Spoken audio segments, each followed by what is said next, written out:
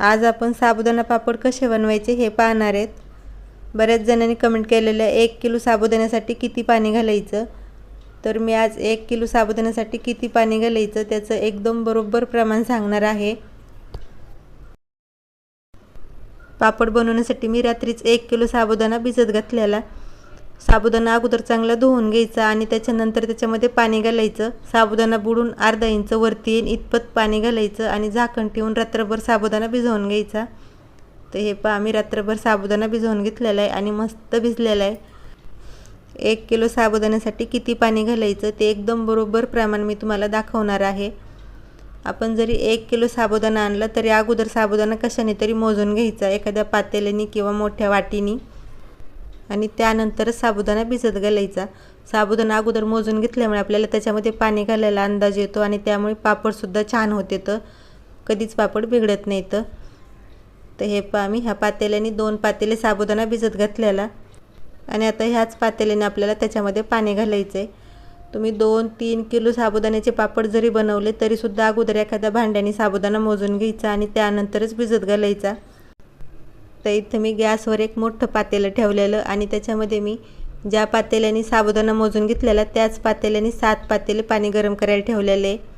सुरुवातीला 7 पातेले पाणी गरम करायला ठेवायचं आणि बाजूला थोडंसं पाणी गरम करून ठेवायचं। आपल्याला जर गरज लागलीच तर पटकन टाकता येतं। तर हे पहा आम्ही 7 पातेले पाणी गरम करायला ठेवलेले आहे। त्याच्यावरती झाकण ठेवायचं आणि फुल गॅस करायचं म्हणजे पाणी पटकन गरम होतं। तर पाणी मी चांगलं गरम करून घेतलेलं आहे। झाकण काढायचं आणि चवीप्रमाणे मीठ घालायचं त्याच्यामध्ये। मीठ घातलं की लगेच त्याच्यामध्ये आपण भिजवून ठेवलेला साबुदाणा घालायचा आणि फुलच गॅस राहू द्यायचा। पाण्यामध्ये साबुदाणा घातला की पाणी थोडंसं गार होतं, त्यामुळे साबुदाणा घातलं की 4-5 मिनटं फुल गॅस राहू द्यायचा आणि त्यानंतर गॅस थोडासा बारीक करायचा। सगळा साबुदाणा मी पाण्यामध्ये घातलेला आहे। पळीने चांगलं मिक्स करायचं। तुम्ही जर कधीच पापड बनवलेले नसले आणि तुम्हाला सुरुवातीलाच पापड बनवायचे असले तर तुम्ही ज्या पातेल्याने साबुदाणा मोजून घेतला आहे त्या पातेल्याने सुरुवातीला 6 पातेले पाणी गरम करायला ठेवायचं आणि बाजूला 1-1.5 पातेलं पाणी गरम करून ठेवायचं। कधी साबुदाण्याच्या क्वालिटीवर थोडंसं पाणी कमी जास्त लागू शकतं। आपल्याला जर गरज पडली तर आपण वरून त्याच्यामध्ये गरम पाणी टाकू शकतो। तर हे पहा मी साबुदाणा घालून 3 ते 4 मिनटं साबुदाणा शिजवून घेतलेला आहे आणि आता मस्त घट्ट व्हायला लागलेले आणि अजूनपर्यंत मला त्याच्यामध्ये पाणी घालायची गरज पडलेली नाही। तर इथं गॅस थोडासा कमी करायचा आणि त्याच्यावरती झाकण ठेवायचं 10 ते 12 मिनटासाठी। मध्ये 2-3 वेळा झाकण काढून साबुदाणा चांगला मिक्स करून घ्यायचं आणि परत त्याच्यावर झाकण ठेवायचं आणि त्याच्यावरती झाकण ठेवल्यावर जवळच थांबायचं, नाही तर साबुदाणा वरती येऊ शकतो। तर हे पहा आम्ही त्याच्यावरती झाकण ठेवलेलं आहे।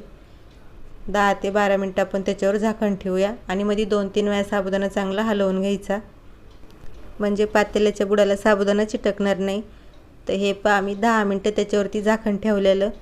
तर आपण झाकण काढून घेऊया आणि एक वेळा पळीने साबुदाणा चांगला हलवून घ्यायचा आणि आता झाकण न ठेवता अजून आपल्याला 10 मिनटं साबुदाणा शिजवून घ्यायचा आहे।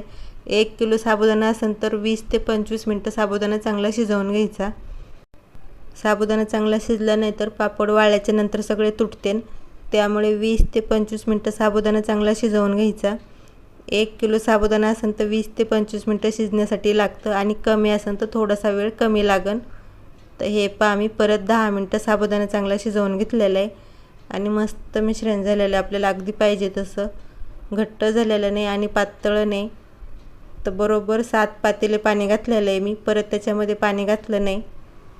तर 2 पातेले साबुदाणा असेल तर बरोबर 7 पातेले पाणी घालायचं, एकदम बरोबर मिश्रण होतं अगदी आपल्याला पाहिजे असं।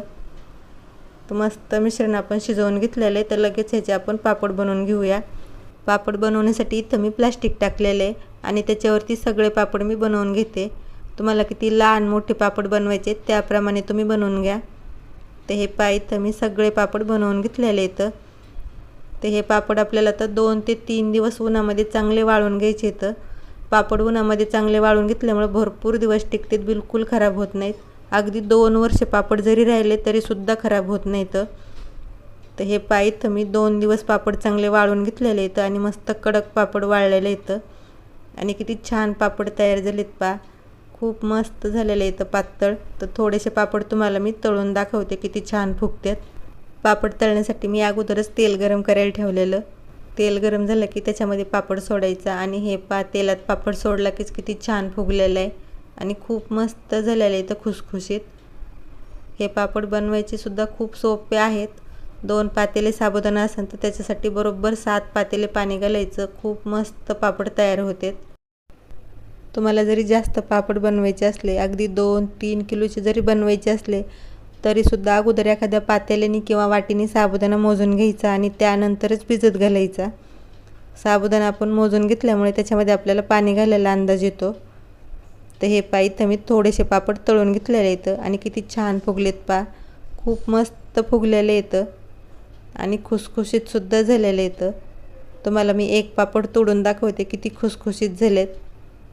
तर अशा पद्धतीने तुम्ही साबुदाणा पापड एक वेळा नक्की बनवून बघा आणि कसे झाले कमेंट करून सांगायला विसरू नका. लाईक करा, शेअर करा. रेसिपी आवडली तर सबस्क्राईब नक्की करा. धन्यवाद.